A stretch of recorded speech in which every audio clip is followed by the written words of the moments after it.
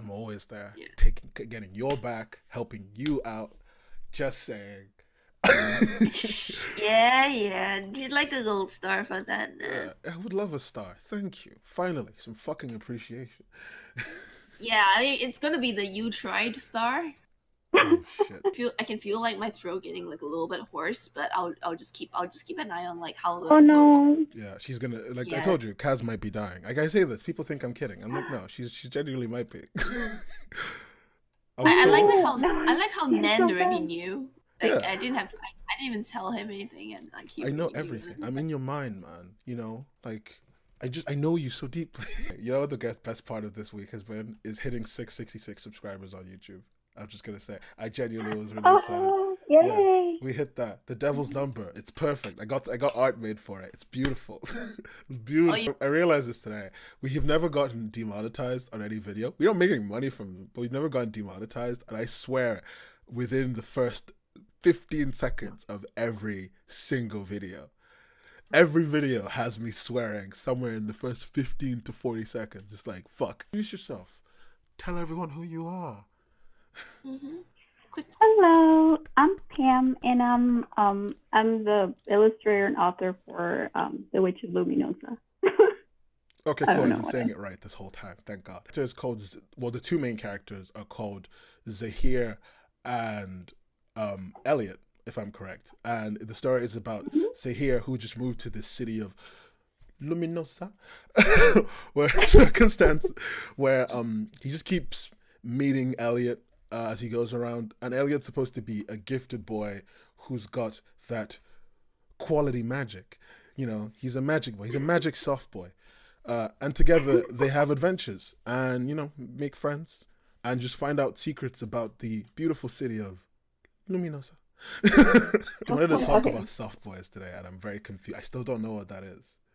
What makes someone a soft boy? Am I a soft boy? How does one become soft? Well, you are a boy. I'm a boy, but am I soft? That's the question I'm asking here. Is you kind? Is you smart? Is you... Is you smart? Is you kind? So I started actually drawing webcomics at like my last year of high school, and I didn't start posting them until then. Before that, I did not even go near the internet with my art. And the first webcomic I did was something, I think it was called Power Outage, and it was about like alien girl, and people were trying to take her technology from her or something. And the website where I posted that, it closed, and I lost all my work. So I was like, oh, I guess that's a sign that I should not be doing this. Yeah, you told me the site. You told me what were they called? Ink Blazer? Yeah, Ink Blazer. They were called something else before, but yeah, they ended up being called Ink Oh, Blazer. Manga Magazine. I Yeah, think it was. Manga Magazine. Those are the people who were hosting your comic before. Yeah, and then it closed down. And it was like, oh, okay, I think that's a sign. The website shut down. I started drawing another comic called it was called like it was about a girl that could travel in dreams, and I still have some of those pages, but it's ugly, so I scrapped it and I started. And by the end of my last year in my degree thingy that I was studying, which was like math and engineering, and I don't know how I did that because I'm really bad at math, but still, I started working on the story of these two boys, and that's been like 6 years ago. So I've been writing this story. Boys. Hey guys, I'm gonna write a story about these young boys. I used to use my Lucina from Fire Emblem, like the Figma. Yeah. I used to use that.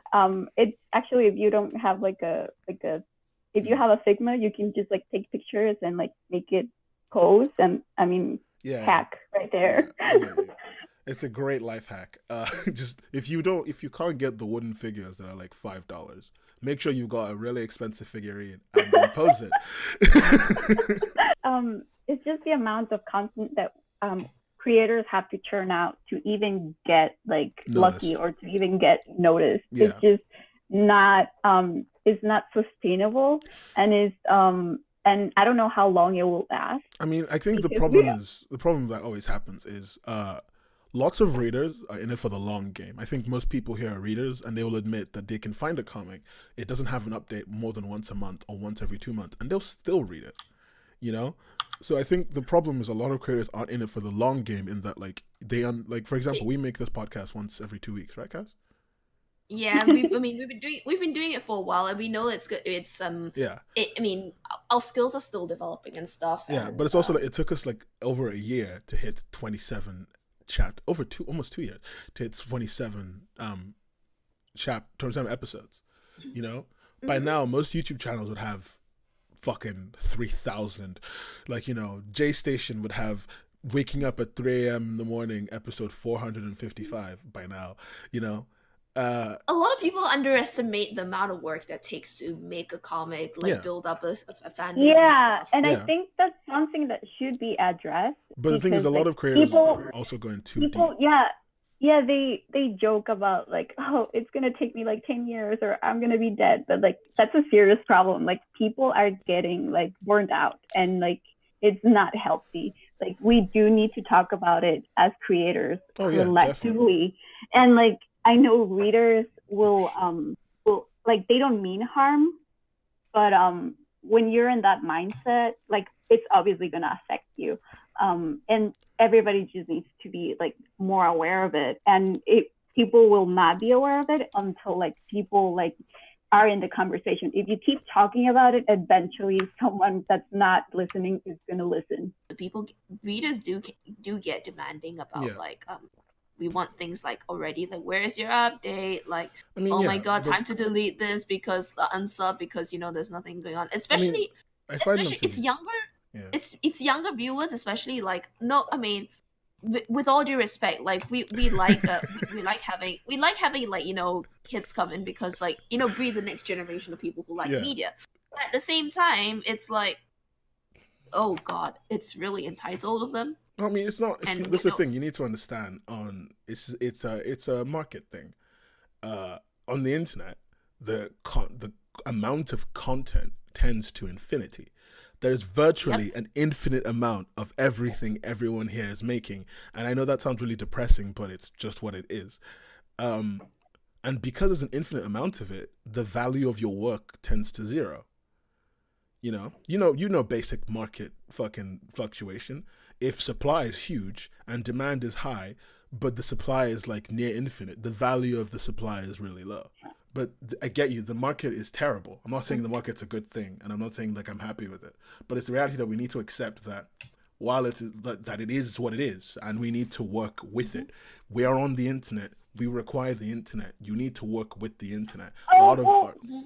I don't think we have to work with it. I mean, do you want to gain the pot? Do you want to make this something you do more regularly? You kind of have to. From a marketing perspective, it's a requirement. Yeah, what I meant was like, we don't have to like go by their rules. Like, we don't have to, but I think it would work if more artists would work together, and if we come together as artists and as individuals, and like complete the system, right? Yeah, we should have the Marxist revolution of art. And I'm very down for that. Don't worry. Don't get it twisted. I am down for this neo-Marxism postmodern art. All right, I'm very down for it, even though it's nothing I've said makes any sense. But I'm very down for it. But there's also the added point of, for us to even get to that point where everyone is working together, we need to understand the market that we work in. A lot of artists do not understand the market they work in. I've seen a lot of really, really creative artists. You know, they're good, they have the imagination, they can draw, and then they go, why does nobody like my work? And then they like fan art. And I'm like, maybe draw some fucking fan art, get people to notice you, then continue your work. People, like it's the conversion thing, you know?